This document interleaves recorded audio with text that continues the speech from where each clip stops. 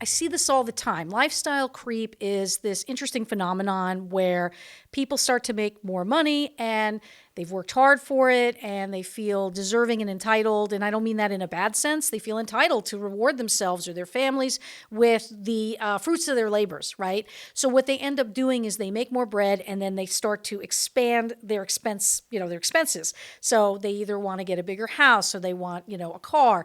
And what I find that happens a lot here, and this is usually in the 30s to 40s segment, is, they haven't taken a beating in life yet, really, of substance around their careers. So they're little ballers, right? And they are little ballers.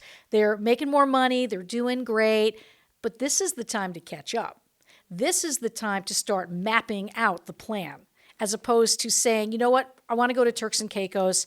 I want to get a Beamer, so on and so forth, right? So then what you get from these people, and I empathize, is basically they say things like, look, I'm seeing my friend over there. She's an executive in pharma. She got this, she got that. She's now living in Bergen County with a $2 million house. And to them, I say, you don't know someone's personal financial situation.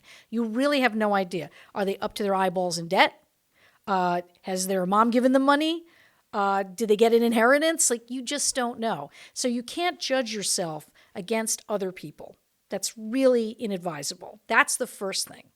Then the other issue is that people assume when they get this lifestyle creep that they're always going to be a baller. Once a baller, always a baller, or they're going to get even bigger.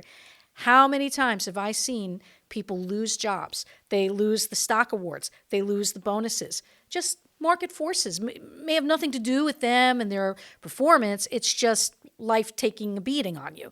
And then all of a sudden, they have no income. They've got massive car payments. They got a chunky mortgage. Their kids going to Don Bosco private school, whatever. Now you're really in the soup. And then God forbid, two of you lose jobs. If you're in a couple, then it's really painful.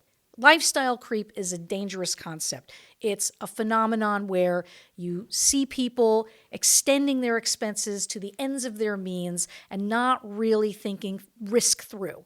They're not looking at the risk of overextending themselves in case they lose their jobs, in case they and their partner lose their jobs. They're looking at everybody else thinking, wow, I want what they have, without really even understanding what the underpinnings of that other person's wealth situation is, which might be really bad. You just don't know. So when you do get those pay increases, when you do grow in your career, what you really want to do is that's the moment to plan and say, okay, how much can I put aside for the fancy car, if I can? How much do I want to put aside for college? And use that as an opportunity to catch up, not fall behind.